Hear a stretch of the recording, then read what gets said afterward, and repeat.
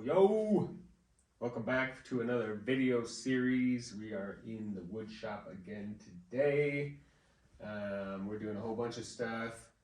I've got a wall rack to put up like pegboard style. I've got a shelf to make for a friend, and then I'm getting a little bit annoyed of the way I've got this shop set up for pouring epoxy, because this is my main table and this is where I pour epoxy, except the problem is, obviously you can see this is also my shop, so when I have like something like this piece where it's setting for like 5 or more days in terms of the epoxy, that basically means I can't work in the shop and create dust. So I'm getting to the point where that's becoming a problem. I just cleaned out my third bedroom, cleared space, so I'm basically going to turn that into an epoxy pouring area so I can have my shop free and clean. I'm going to basically build the same exact table, but a much smaller, lighter version. So I'm going to do one layer of 3/4 on top. I'm going to use 2x3s instead of 2x4s, and it's going to be slightly smaller. The other cool feature I want is we're in New Mexico and it's about to be the winter, so it's going to be freezing. Even that third bedroom for us is pretty cold, and for epoxy to cure well, you want it to be about 60 to 80 degrees.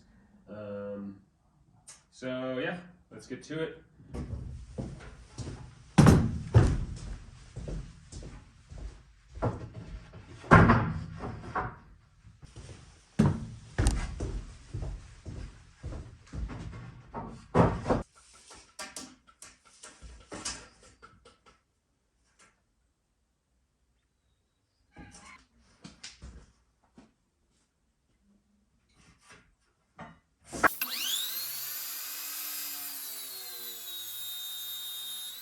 All right, we've got our basic pieces here.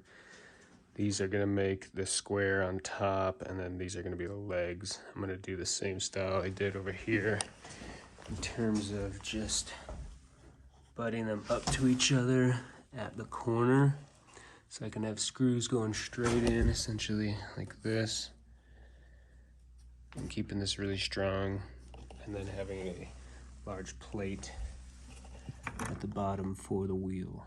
So same idea. I think I might have missed that on camera, cutting these, but all I did essentially was just run a line through them all.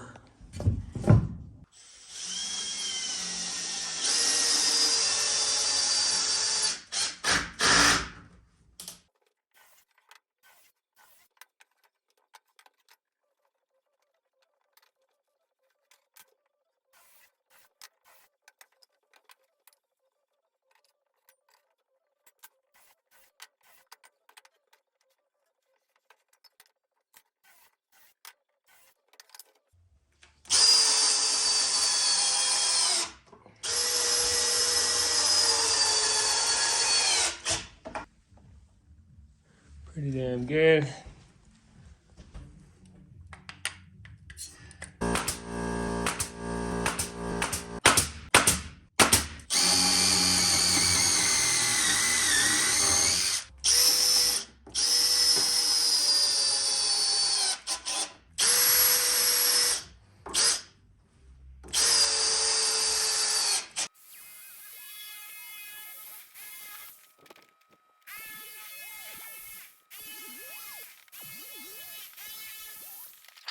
Yes, but here we're getting close, so I put the little sheet of plexi in. I believe it's called a dado. I'm a beginning woodworker, so I'm not really sure. But yeah, basically ripped a line in there, made this plexiglass a little longer than the inner width, pushed that in, slid it in. Now I've got 2 germination mats.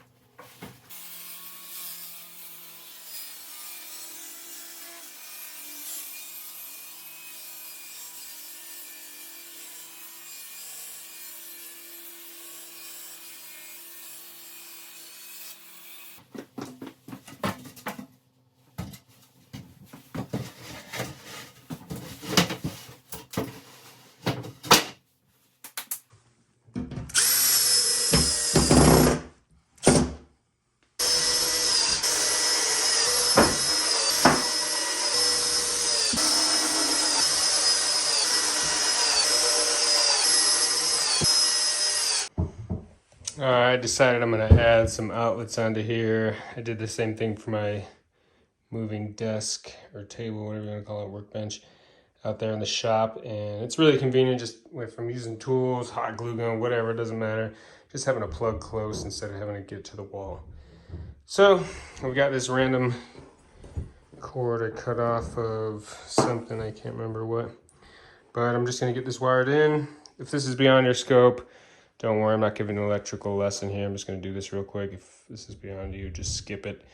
And use an extension cord, easy peasy.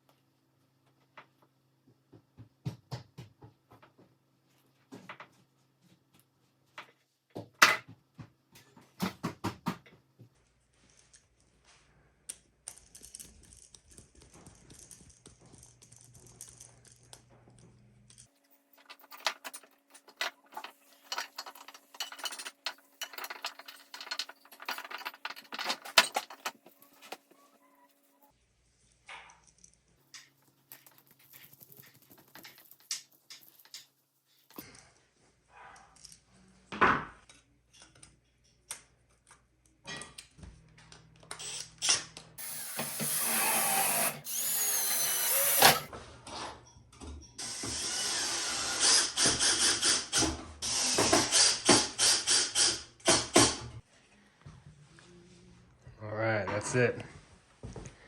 Obviously, I'm gonna coat the top. I'll do like a polyurethane or something just to protect it. I decided to put the electrical box. So I've got a maybe 6 or 8 foot cable. But yeah, you know what to do. Like, subscribe, get stoked, build something, do something, you know.